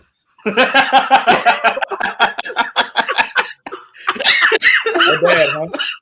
We go at San Fran, and now granted they lost. They're losing a lot of people to injury, but I think that could make them just only angrier. That might be true. I ain't even gonna hold you. And let's not forget we got racist Bosa. Oh god, we got a black quarterback. Yeah, he can see that black quarterback. He gonna be like a bull. Actually, I think he on the injury report. He might not play. He questionable for today. Praise the Lord. Praise the Lord. Praise the Lord. Just take a week off. I don't pray that you hurt. Take a week off, dog. Take a week off. Yeah, I don't know what's up with him. I don't know what's up with the injury bug in San Fran in general, but he's questionable today. So depending on whatever that means, because remember, what was it? McCaffrey was questionable before week 1, and then he ain't played all year. So right. I don't know what questionable means for San Fran. Right.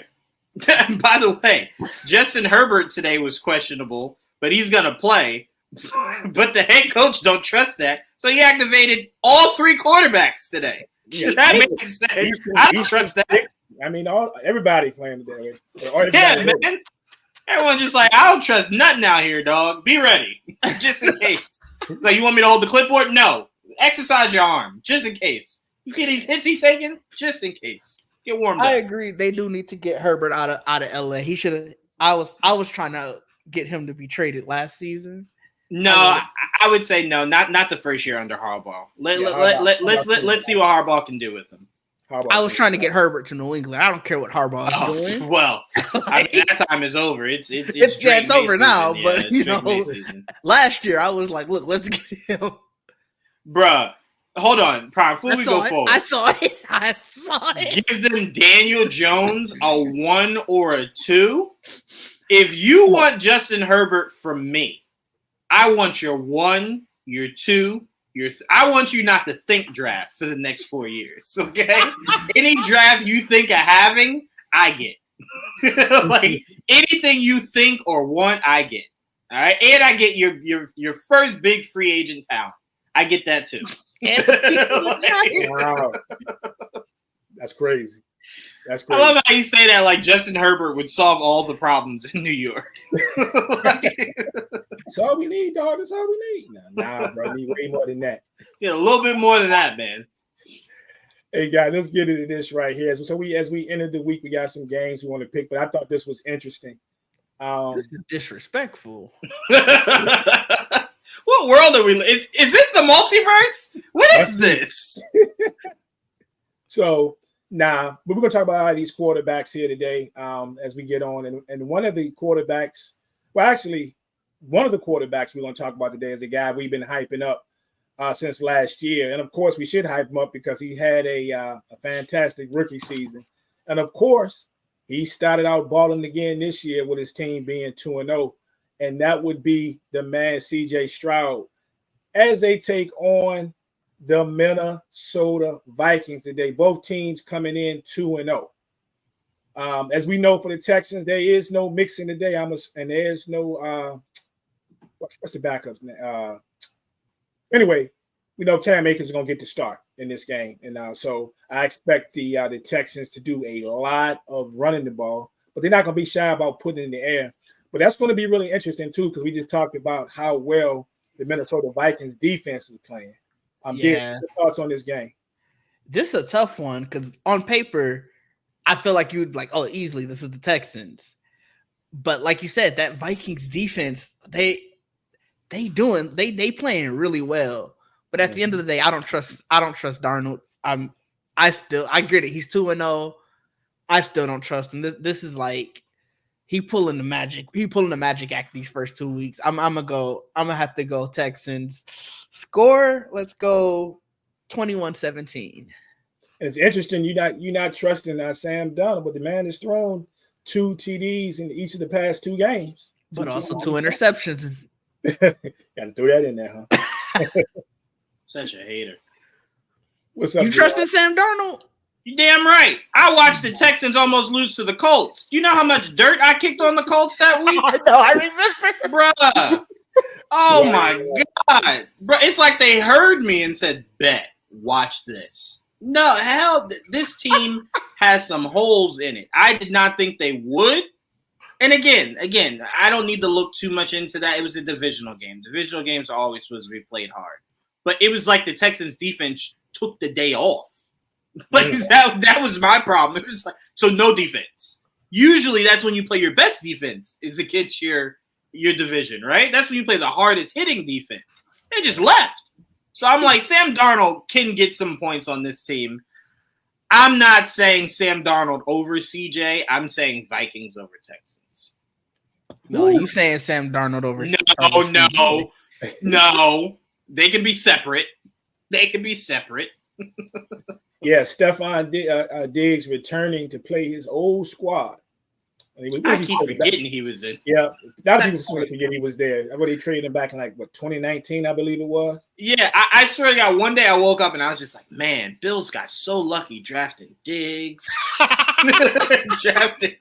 Josh Allen. And then when you said it, I'm like, that is true. He was a Viking. You don't remember the walk-off touchdown catch? Remember in my mind, you want to know what jersey that was in? It was in a Bills jersey in my head. It's so crazy, man. The Minneapolis Miracle. I remember that because that gif of where he crying, like going, he's like walking off. I use that a lot in situations. So. It's going to be a good one. Yeah, I'm gonna. Yeah, I'm going Vikings over Texans. You want Vikings over Texans? I almost went that way. I think it's going to be a very good game, highly contested. I'm just going to take the Texans. Like I say, that Stephon Diggs factor looms big there. You know, we seen he can score. We can let Nico Collins get all the yards, and Stephon Diggs can score with a little short. He can get all the touchdowns, right? Yeah, get all the touchdowns. So I'm going to take the Texans 26-24 in this one. But I think it's going to be a pretty good game, though. Justin Jefferson's healthy, right? Yeah, he's playing. Okay, yeah. I'm staying with the Vikings. Yeah, I'm staying with the Vikings. Showed him warming up in the whole 9 yards. Okay. Next up, too bad Source is not here, but this is also one of the bigger games on today's schedule. We have the Eagles and the Saints, man. The Saints out here just beating the brakes off of everybody. Trust me, I know. And the Eagles, after that debacle on Monday Night Football, trying to come out here and rebound. This is one I cannot wait to see. Jawan, what you think? I think if my fantasy football hopes want to survive, I need the Eagles quarterback not to have 10 damn points again. By the way, shout out to Josh Allen for tanking Didge in fantasy football last week. I appreciate it. I was so disgusted. I already don't like the Bills, and then that happened. Crazy. I appreciate you, brother. Shout out to Jawan. They projected me not winning a game. I'm the only undefeated team still in fantasy football in our league. So shout out. Appreciate I'm gonna that. adjust the scoring just so I'll be back. No. I'm sorry. I didn't mean to derail us. I'm going to stay with the Saints. The Eagles are having an identity crisis. I don't know how you fix that, but they are having a big problem, a very big problem. And you got to get with Didge on that. I don't know if we have any more room. I think we locked on that. Yeah, I think we're locked. But we'll definitely keep you in mind for next season for sure. No doubt. Just definitely get with Prime on that. But yeah, the Saints, they just look like they're a well-oiled machine, right? Like they have their identity, they know what works for them. Eagles are still trying to figure that out, and it might just be a real bad season for them, man. They might be sellers this year, not buyers, is what I'm saying. So I'm taking the Saints in a big one. I am also taking the Saints. Derek Carr is out here getting his best Brett Favre impersonation on. He is just throwing it. Kamara, he's doing what we expected him to do. And on his that is a wild statement, bro. That is a wild statement. That is hilarious. Oh, but no, I didn't expect the Saints offense to be what they're doing, and they going crazy. I got them honestly in more games than I thought I would have them this year.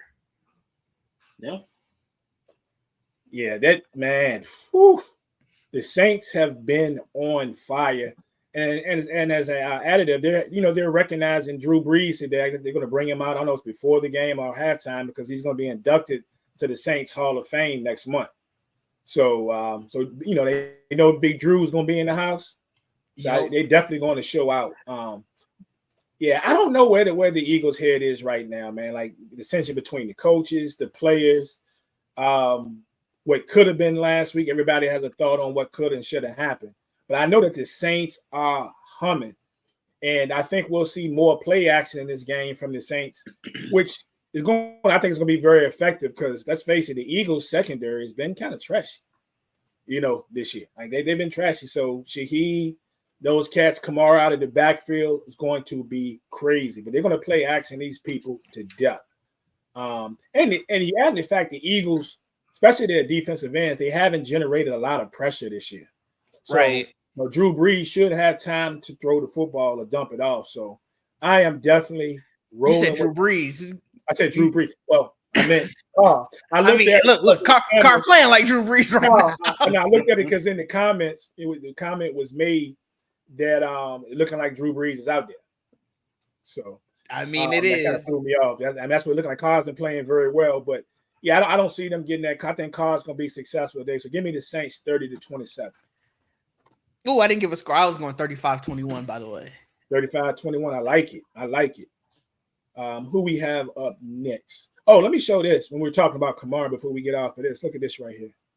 Let me move this banner out of the way. Well, you can see it there. Ooh. This is a comparison to CMC and Kamara. And keep in mind, they were drafted the same year. Look at these numbers. Wow. Yeah, that's crazy. That is crazy.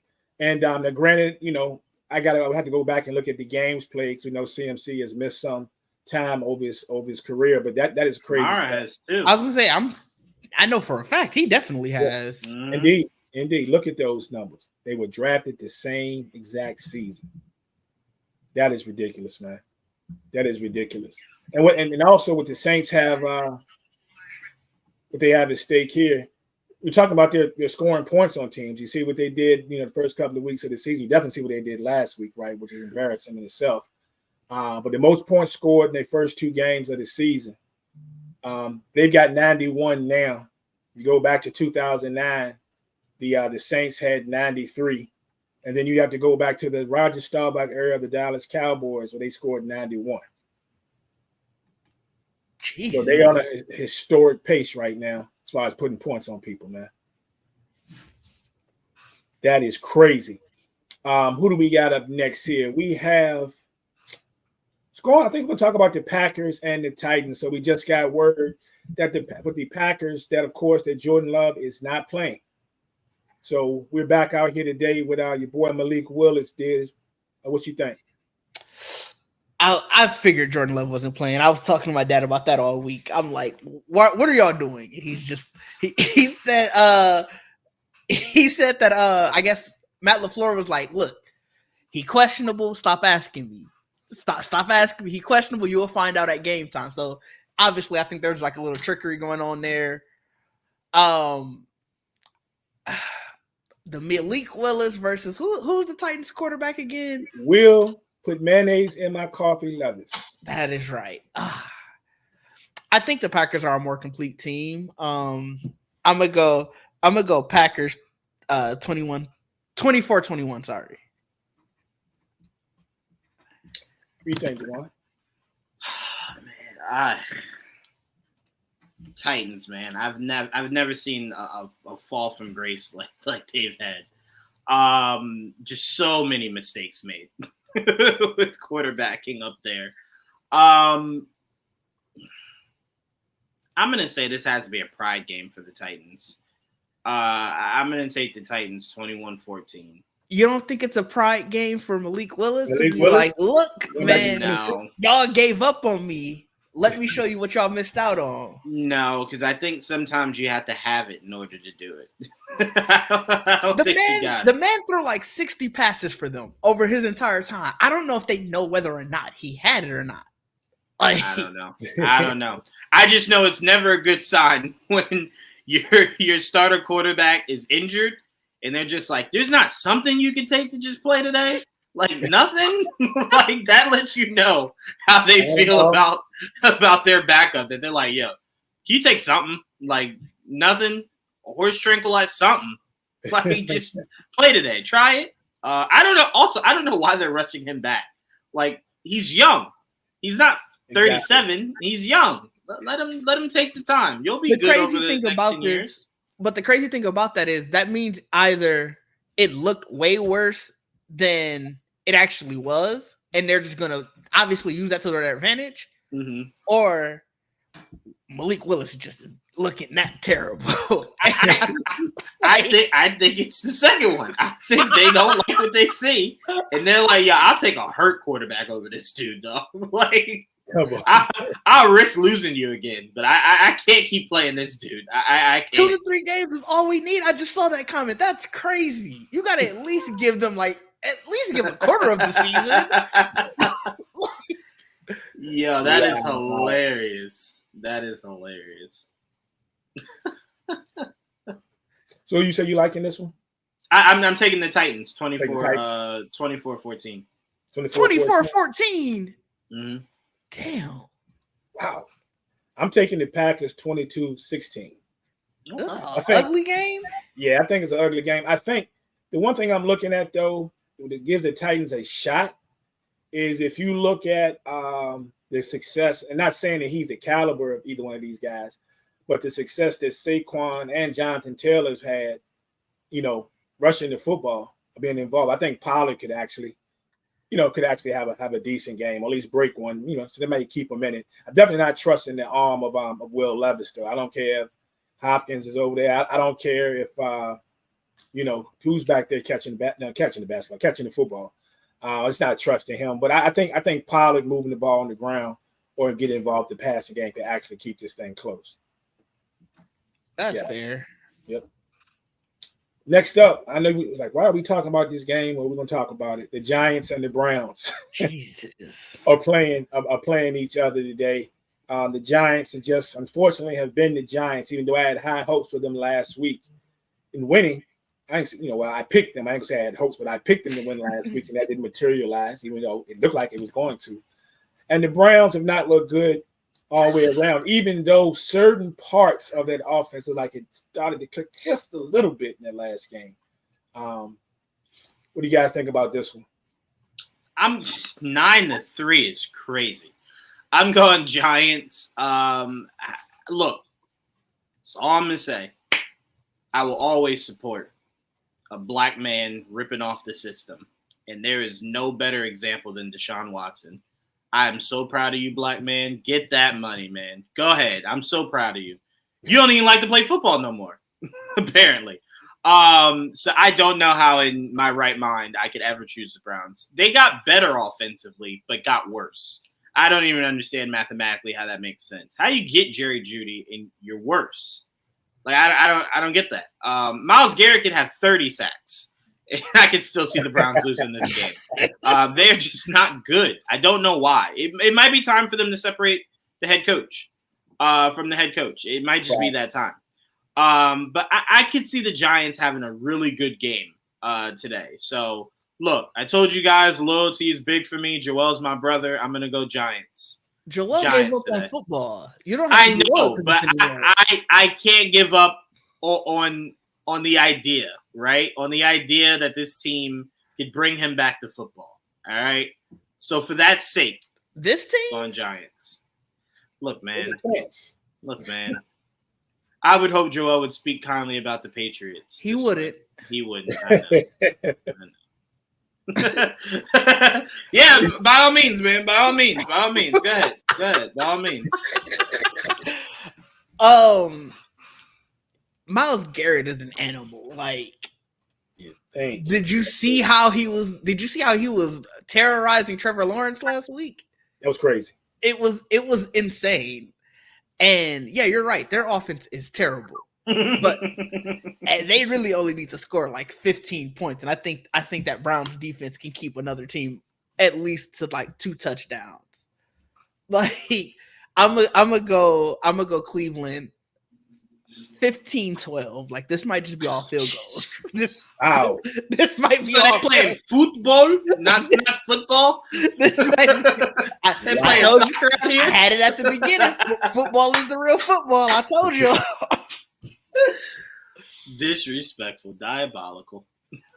Yeah, I like I'm looking at that Malik Neighbors and that Denzel Ward matchup. If that ever materializes or whoever, somebody's got to get busy. But if that ends up being the matchup, then Hyatt or Robinson or somebody has to step up in the receiving game for the Giants. And I don't know why I'm gonna do this to myself, but I'm gonna go with the Giants again this week.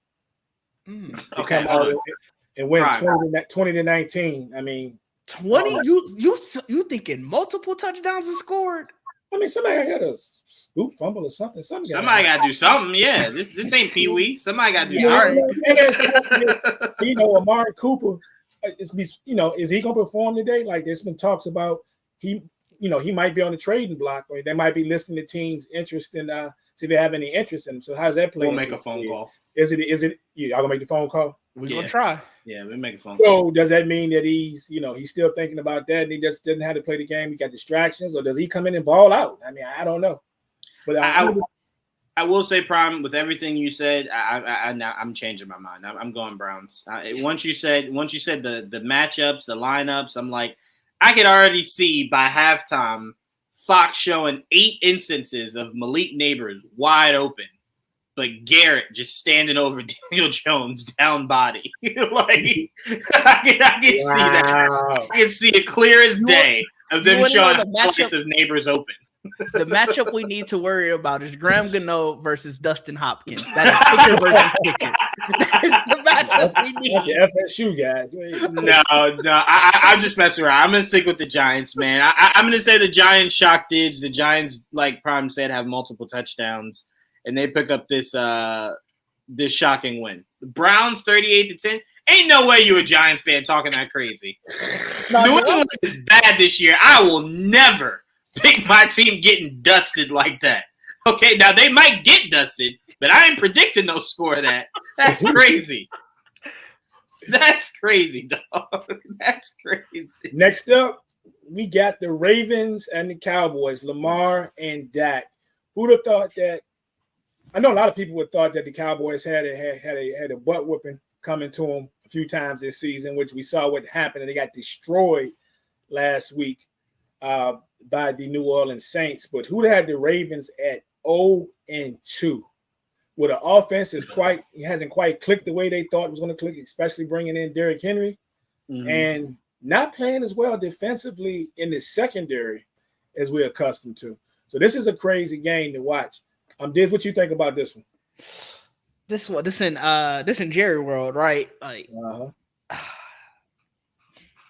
I'm gonna go Ravens. 31-28. I feel like you said, that Ravens defense ain't hitting like I thought it would hit. And I think they know that they can't go 0-3. Right. Like if you got legit playoff and Super Bowl hopes, you can't go 0-3. So I think there's like a little bit of desperation here. With the Cowboys, I know obviously coming off of last week, there should probably be some desperation there. But the NFC East ain't that good. So I think they feeling like, look, we just need to really win this division. Whereas the AFC North might actually be better than a lot of people are thinking. Like Pittsburgh not looking like no slouch out there. At some point, Cincinnati's going to right the ship.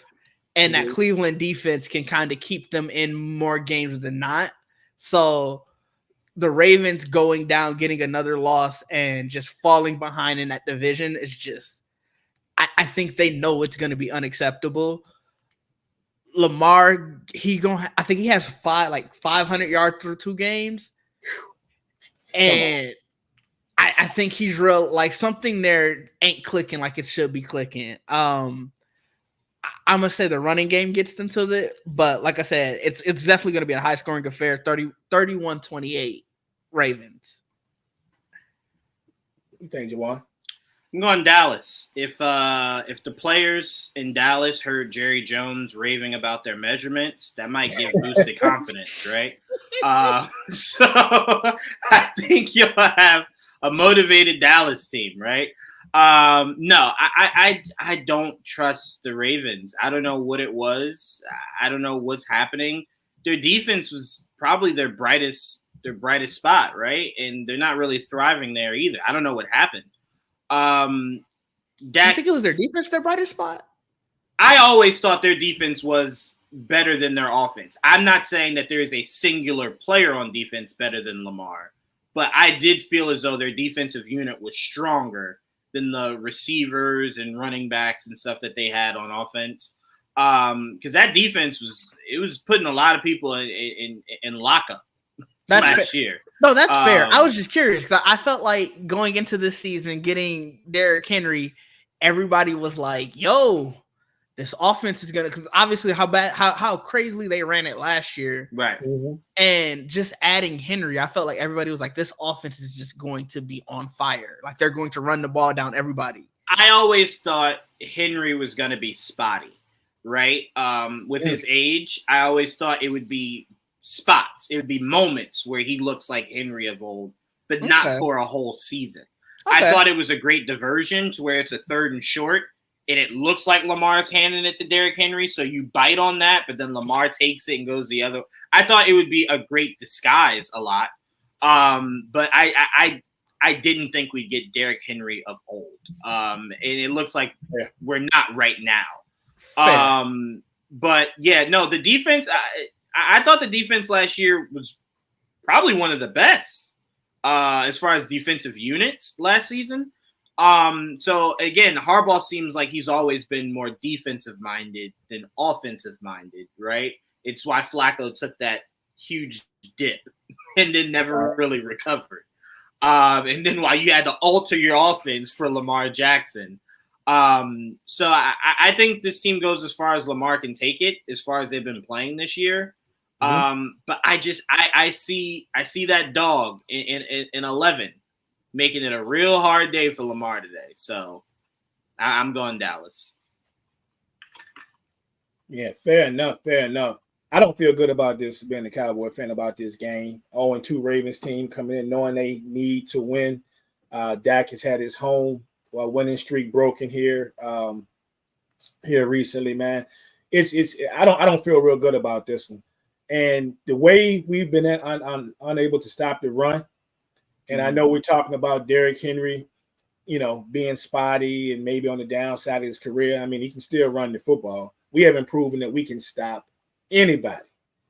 The Dallas Cowboy offense is not clicking the way that people thought. They still can't run the football. I mean, they can get 3 yards here and there, but not, what they needed. And in that connection, Dak's really not getting in the end zone, the way that he needs to. So I am very scared about this game. I guess the only hope that I have is that secondary of the Ravens is there's plenty of opportunity after the first couple of weeks. Ask Kansas City. Shoot, ask Gardner Minshew. Ask the Raiders. There is some opportunity back there, and I've got to believe that the Cowboys actually get clicking. The one thing though, the Cowboys are 1-5 all time versus these guys. 1-5, bro. So I'm sitting there wondering, is 1-6 coming? Is 1-6 coming? And I'll be honest with you, I'm probably going to surprise some people. I'm picking the Cowboys to lose today. I'm picking the Cowboys today. They come down. Lamar gets his stuff together. Tightly fought game, some missed opportunities. Ravens beat the Cowboys 24-20. Yikes! Look, after what happened to us last week, man, I can't go in thinking positive, man. It's one thing to lose the game, but it's one thing to get demolished. I will say this though, Prime. One thing that I think you should be a little bit more optimistic in heading into this game, it might not have been a you thing. The Saints might just be the real deal. Yeah. I don't mind getting waxed by somebody that's the real deal. I just don't like getting waxed in the next 5 weeks. You go downhill, right? Like you just wax me, but you really trash. So if the Saints are really the real deal, I would take that more so as a Saints is just like that. They hanging it on everybody. So I definitely think it should be looked at to where this is a very winnable game.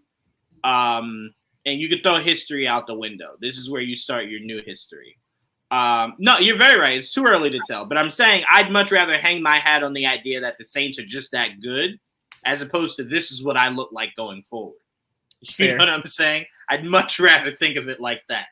Now, if the Eagles blow the Saints out by like 30, then that's when I start to go, well, wait a minute. Hold on.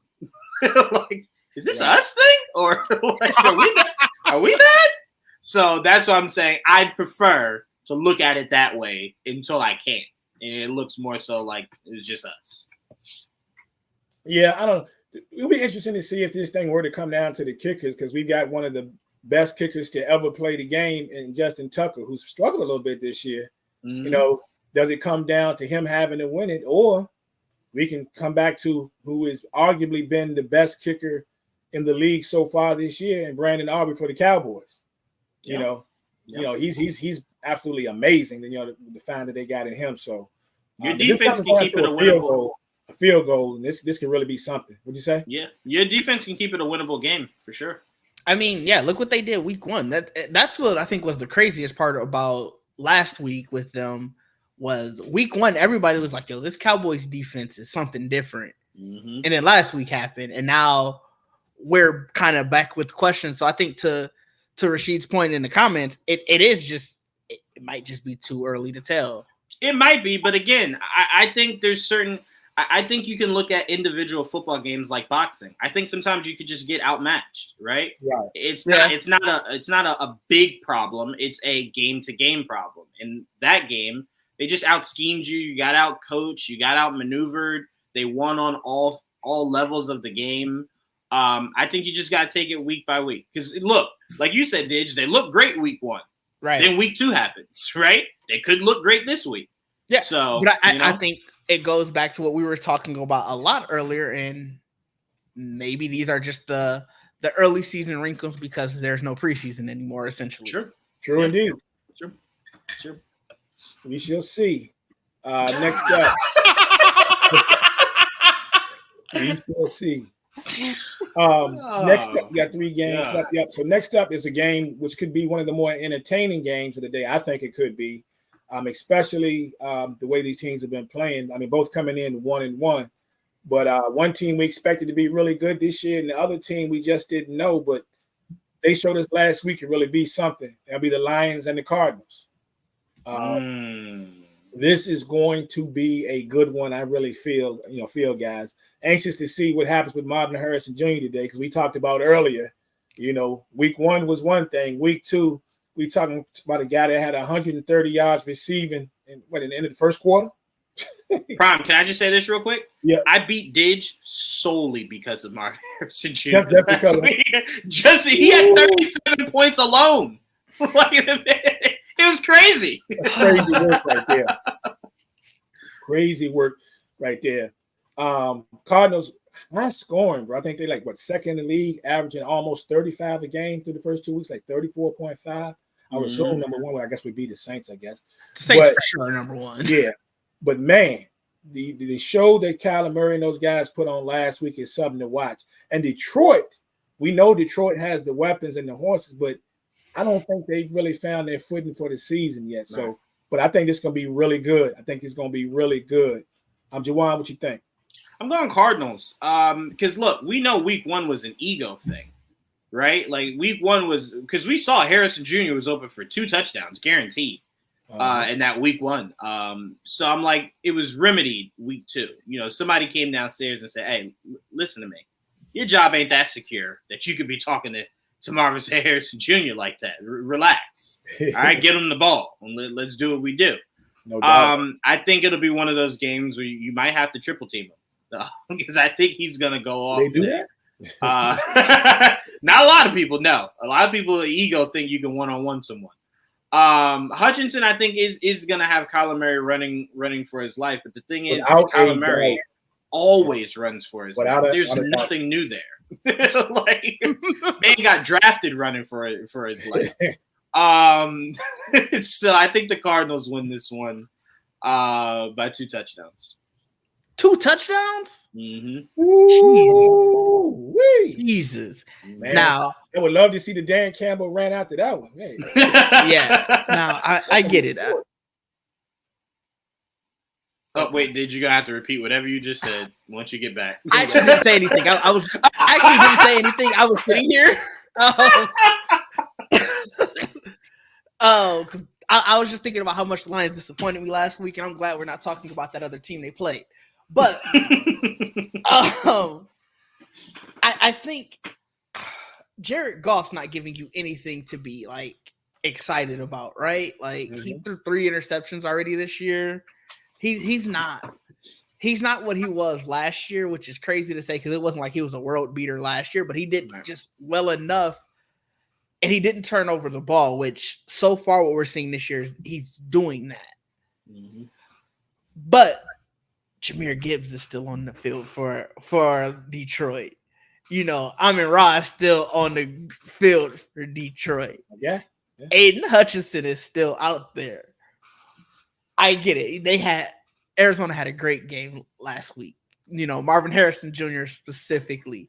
Kyler Murray's going to do what Kyler Murray does. I don't know if I can pick them against Detroit. Like Rashid said, Hutchinson is definitely going to have Kyler running around, and Kyler can do some special stuff when he's running, but he can also make a lot of mistakes when he is running. And I think that's where we're going to get today. Those mistakes where he's running today are going to be what puts Detroit over. I think it's going to be a closer game than most think. I don't know if it's going to be quite 31-28 as I saw in the comments. I might go 28-24, but I do think the Lions got it. I'm assuming that because Arizona Stadium can open up, right? Like it has a retractable roof. Does it? I think so. I would imagine that it was. I'm not quite sure that it does, but I'm not quite sure.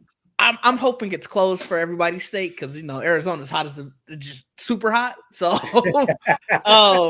that would be the only way I would say potentially. If it's open and they got to run around in this heat, that's the only way I could see that Arizona wins. But other than that, yeah, Lions 28-24. Yeah, it's a tricky one for me because it's like, she said in the comments, man, it's, Aiden Hutchinson coming. You see the game he had last week was right, like ridiculous, man. So he's coming. We're gonna see a lot of Kyler running. They're gonna try to continue to get the ball to Connor, which is they force feed him a lot. That he is the thing that gets that thing going. But if the Lions have done one thing good this year, that is, defend the run. They've been pretty stingy against the run. I don't even know if they're giving up 4 yards a carry. I'm not quite sure, but they've been pretty stingy. So it's gonna be interesting to see if Connor can actually get going in this one. But they're not gonna abandon their game plan. Right. Everything in this just tells me, especially after way the things have gone for them so far, is Dan Campbell's got these guys fired up and they should go in there and just handle business. But every week we see something that happens is not supposed to happen, and so it leads me to the Cardinals, man. I think they can continue the momentum. 34-30. I think they get it going. I mean, yeah, the sacks are going to happen, the turnovers are going to happen. But I believe they're going to find a way to turn around, turn the Lions over as well. So I don't know. This is one of those games I got that feeling about. Both teams scores in the 30s. So give me the Cardinals 34-30. All right. 2 games left. Next up, we have 2 teams that are dominating. Yeah, that are dominating the injury list, no doubt. We got the 49ers and the Rams. We know for a fact that for the Niners, there's no CMC, there's no George Kittle, and there's no Debo. And then the Rams, of course, no Cooper Kupp and no Puka Nacua. How is this thing going to turn out, Dids? So you already listed all those people who are already out. Travarius Ward is also questionable. Nick Bosa is questionable. I don't know what's going to happen with either of those two. Kittle's out. Yeah. It's tough for me to say San Fran wins this game when you have to pretty much rely on Purdy to give you that. I think now I'm not one of those people who's like Purdy's a bad quarterback when he doesn't have 6 All-Pros around him, but he's not a winning quarterback when he doesn't have 6 All-Pros around him. I think we saw that a lot last year. To my knowledge, Ayuk is playing, but last I saw, I think he's playing. I mean, Ayuk hasn't really been what we expected him to be. He got paid and kind of, I think the holdout might have affected what he's doing. He's probably still getting back to himself. Quiet. Yep. So this comes down to who do I trust more, quarterback versus quarterback. And I've seen Stafford do more with less than I have seen Purdy do more with. I can't even say less, just not having everything for him. So I'm gonna go to Rams score wise. 24-17. Interesting. 24-17. What you got, Juwan? I'm going, this will have nothing to do with the quarterbacks. This will be a defense game. This will be a defense game because they both just have too much, missing, I just trust the Niners defense more than the Rams. So I can understand that. I'm going Niners in a very close one. I like this. I like 17-14. I like that. Yeah, I'll like go that that. score. Yeah, I'm going Niners though. Yeah, it's a tough one, man. It's definitely a tough one with the injuries. And then, of course, especially, at least with the 49ers, with all that they're missing, you still have an Ayuk there. We've seen what Jordan Mason can do. Mm-hmm. Juwan Jennings has come up for big spots for the San Francisco 49ers. I'm not so sure about the cast that's going to be over there with the Rams. I mean, we know DeMarcus Robinson. We know that he can be a steady receiver. They got the Johnson kid and all those, but I still think there's a little more proven on the 49ers side. And then when you come down to coaches, you got two great coaches. But I still think if it's coming down to the defense, just like Juwan said, anytime, you've got a Fred Warner sitting there. Yeah. There's always that forced fumble. He's going to be keying. He's going to be keying on that, on that Jimmy run too. game of the Rams. Because, the Rams are going to try to go heavy, probably running the football as well, try to get that run going. And as long as Warner's there, it's going to be a problem. So, but I'm going to go with you guys. I like that 17-14 kind of score myself. So I'm just going to stick with that with the Niners. I want to put out something for there. You're talking about defense. They giving up 5 yards per rush right now. With the Niners? Yeah. And Kyrie Williams might run over that. Yeah. Well, he hasn't gotten off to the start I was expecting either, though. So I'm thinking, he's been serviceable though. He ain't been world beating, but he's been serviceable. Yeah, and serviceable might be all they need today. So we agreed it's probably what's going to happen. The winner of this game is probably going to be a breakout situation. Yeah. So Williams goes from serviceable to having a crazy game. We see Mason come back and have a game like he had in week 1. It's like a lot of crazy things can happen here. Yeah. I mean, who knows? This might be what's the receiver who's starting? Tyler Johnson, I think, is one of the receivers starting for the Rams. Yeah. He messed around to get both scores. Like, this feels like one of those games that even if it is low scoring, it's going to take that one effort from one player, probably other than the quarterback. Mm-hmm. That's going to actually decide this one. So, and we're all sitting here talking about this, and we get to the end that we get to halftime in the game. Somebody's already scored 20, right? So, right. But yeah, I'm going 17-14 for the 49ers. JB, what's up, man? And our last one we got that we're picking today, fella, because it's right that we're right here at kickoff. Actually, it's going to be the Chiefs and the Falcons. So we got my man Patrick Mahomes going against Captain Kirk, who stunned on the Philadelphia Eagles on Monday Night Football. That was so crazy. Yeah, Captain, y'all thought Kirk was going to trick that one up, huh? It looked like they scored with like a minute. I think the Eagles scored with like a minute and a half. It might have been like a minute and 5 seconds. And I was like, it's over. I was literally like, I'm going to just turn. This is it. I don't really care. I can go to sleep now. And I'm glad I stayed because that was insane. That was a crazy game. That was a crazy thing all together. So, Diggs, what you think about this one? Chiefs is about to run all over them. This is not even going to be close. It might. You know what? 38-10. I don't think this is going to be close. It's going down like that. 38-10.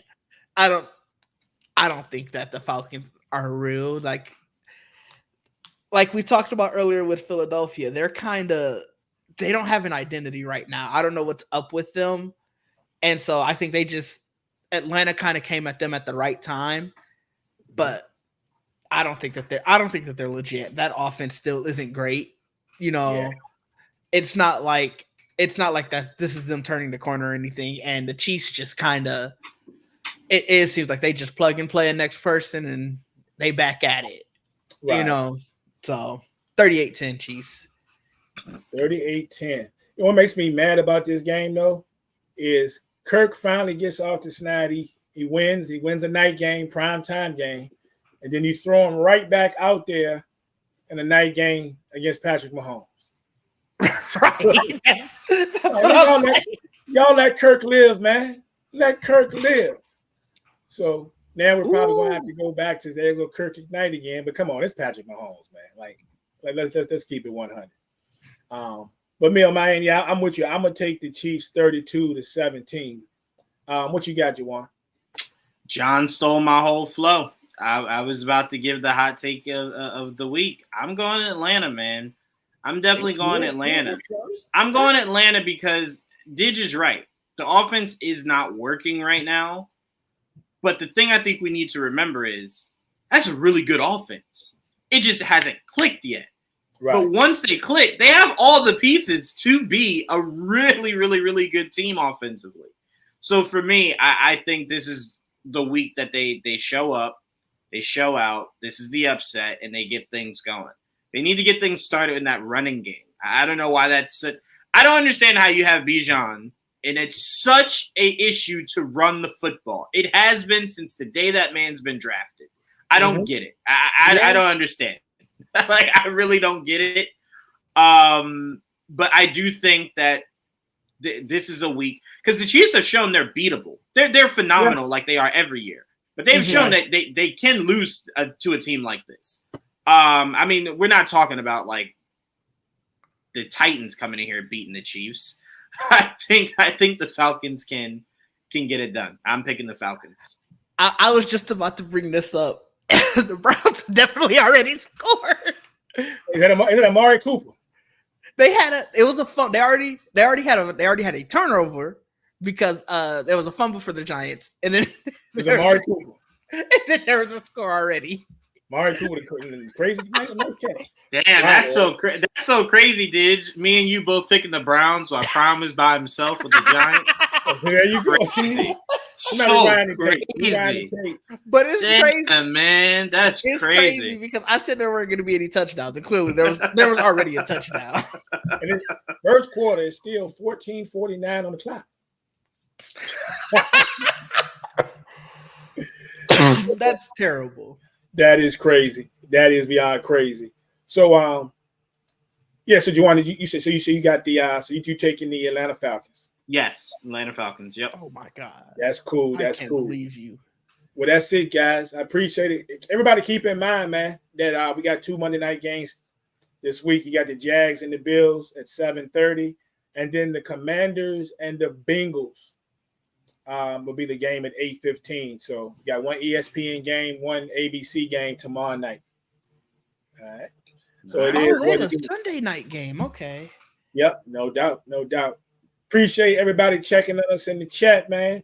You know, anybody anybody ever wants to come on one of the shows, hit us up, man. You can come through. We'd love to have you. Did you got any parting words for the people, man? No, just hope this will be a good week of football. Hope y'all teams do better than mine did. And unless you a Bills, Dolphins, or Jets fan. Well, damn, Jets beat us. So unless you're a Bills or a Dolphins fan, then I hope your team lose too. And by the way, CJ Stroud's already thrown an interception. Looks like it was tipped. So Minnesota starting in good position. So this is gonna be fun. Man, that's so crazy. I feel like someone here picked Minnesota. It's gonna be good. It's gonna be good. Juwan, you got any parting words for the people? Yeah, I am not as nice as Didge. I definitely hope that your favorite teams out there lose because mine did. Long live the hate, and I hope you guys have a great football Sunday. No doubt. And I don't have any parting words for you other than enjoy your football Sunday. And hey, we'll see what happens, man. Everybody have a great one. We out. Thank you.